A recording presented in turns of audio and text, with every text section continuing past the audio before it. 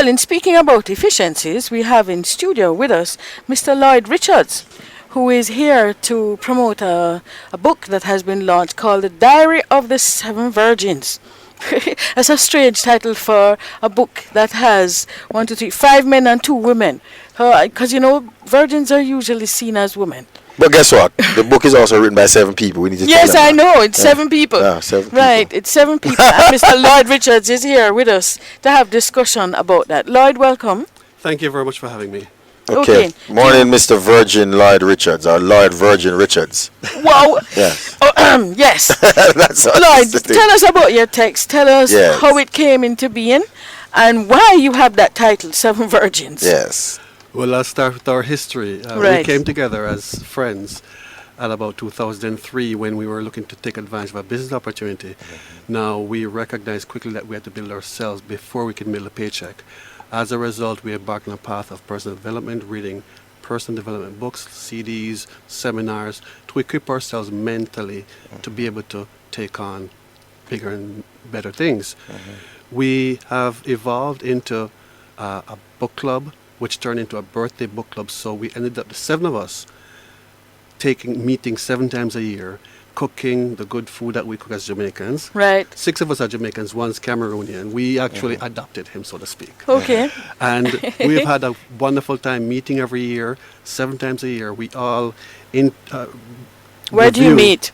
In Toronto, home. We switch around various homes. So you're actually based in Canada. Based in Toronto, So you're visiting Canada. home, as in Jamaica home. Visiting home. Right. Yes. And as a result of that, we've been doing this for years. And we about 3 years ago, we decided we want to do something. We've learned so much. We want to give back. We want to be able to share some of what we've learned with the rest of the world. And we decided to try our hand at writing a book. Now, initially, we never really thought much of it in terms of what the impact could be. But once we were about halfway through, we recognized that we had our hands on something that was much, much greater than we thought. So the premise of what we wrote was to look at the books we've read, pick one book and choose a lesson. Right. That means each person would choose a book that was most impactful for them. Absolutely. And so we have 7 chapters written by the 7 of us, making reference to 7 different books, but the stories that we share as to what these lessons meant to us, and then sharing our own personal stories. So giving credit to the author who have impacted us in that way. Yes. And then sharing our wisdom at the end, we call Virgin Wisdoms. So the whole idea of the virginity, and it's the mental virgin that we're referring to. Excellent. And I needed a clarification. So no listeners, you have heard that Mr. Lloyd Virgin Richards is virgin in his thoughts as to... Well, was virgin. Well, yes. Can I read a section of what you have here in your chapter to help them out then? Yes. In the chapter by Lloyd, which text were you focusing on, Lloyd? Which book? Yes, which book? The Saint, the Surfer, and the CEO by Robin Sharma. Robin Sharma. Sharma. Well, he says here in his opening paragraph, I should say to listeners, what is a virgin? Who is a virgin? Yes. What does being a virgin mean? How does being a virgin affect your life? Innocent, untouched, unspoiled, unexplored, pure, vestal, maiden, sexually inexperienced, unchanged by any past intimate connection or experience, being used or worked for the very first time as in virgin wool. These are some of the words or expressions used to describe a virgin, and some of them so aptly describe our minds as they relate to how we use our minds. You want to expand on that and how you dealt with the Saint, the Surf, and the CEO by Robin Sharma? Absolutely. There's one specific lesson I refer to where he talks about taking you from a stage where you are not even aware of what you don't know, through a path and a process where you now become a master, if you will, of whatever it is that you're taking advantage of. So you go from being totally unaware to being aware and starting to do some things to make a change in your life. Whatever the thing is, be it you want to improve as a speaker, you want to improve in your career, personal life, dealing with your children, family. It applies to everything you do. It's not specific to a specific type of task or development.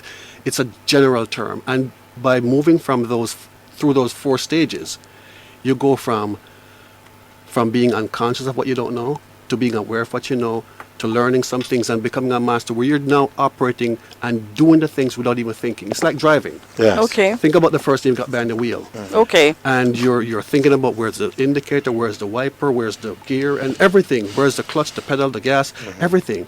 And as you develop as a driver, you're now driving from Mona to downtown, and you're probably thinking about dinner. You don't even Yes. realize that what you're doing. Right. Because you're now a master. So it applies to everything we do. And if we think about how we use our minds, most people don't really explore how much they can learn, how much they can grow. I remember for myself, my experiences that are growing up here in Spanish Town in Jamaica. And if I look back at who I was then and who I am today, I have to humbly say I'm truly pleased at the growth I've seen in myself, and so many other people have seen a new paradigm in their life. And it is very important that if we want to do something, we need to first build ourselves. Because you can only do as much as you can do based on your knowledge and what you know.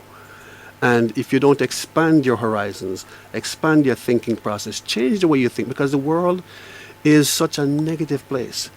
You turn on the radio or the TV, it's news, negativity. You're bombarded with it every day, day in, day out. So we're conditioned to think negative. And if we now start thinking, well, I fell today, what is the lesson in it for me? Okay. As opposed to, I'm hurting. Woe is me, the whole pity party, as they call it. So just stop playing victim and plan your victory. Do something for it. Absolutely. Question: what do you expect to get from writing this book? What are the major outcomes that you're looking for? First of all, to bring people to a place where they understand that we, 7 average people, have done something that we now realize is a bit above average. And that if we can do it, anybody can do it.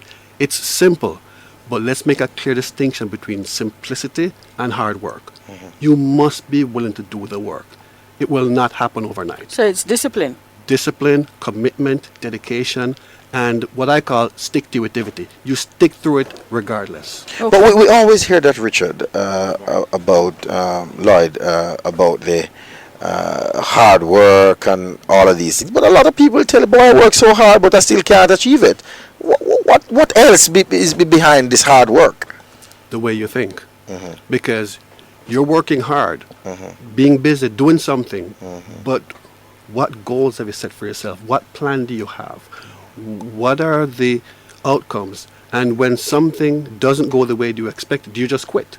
Or do you assess where you are, look at what you've done, and figure out what you need to do to change to move forward? For many, many years, I struggled with a lot of things in my life, and I didn't understand why. And in that same book, Satan, the Surfer, and CEO by Robin Sharma, he talks about your life being a growth school. You never stop learning. And if you don't learn the lessons in everything that you experience, because there are really no good or bad experiences, so to speak. They're all experiences. It's how you look at it. Yes. And So attitude is what makes a difference. yes, the old cliche, attitude determines your altitude, is very true. But can we discount the role of networks, though? I was about to ask him that. Yeah, because Because your title celebrates that. yeah, most people are saying, look, man, we have done so much, but because we're not a part of the right networks, we're really not achieving much. Well, I think the network there's some credence to it. And the benefit of doing all this is, what are you doing to give back to empower other people? Right. What are you giving? Giving is something I believe in. And if I think about, for example, Devon Harris, who we probably all know, Keep On Pushing, Yes. bobsled team, I met him just by sheer being here in Jamaica visiting. So I'm on the TV. He was promoting his book. And I decided I want to support him. I want to buy his book. I couldn't make the time to be at this signing. When I got back to Toronto, I got online, found the book, ordered it. Right. Because I wanted to support him, because he's a Jamaican, he's done well, he's represented us. I wanted to support him.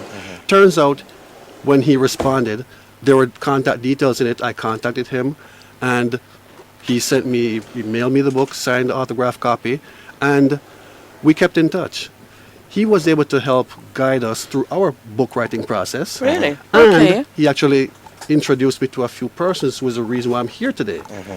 A PR agent that he's worked with. Now, if I didn't take the time to invest in him when he came to Toronto for his book launch and book signing, at least 3 or 4 of us were there to help and support him. Okay. And he felt so appreciated that he's just looking for a reason to do something for us. So stop thinking about yourself.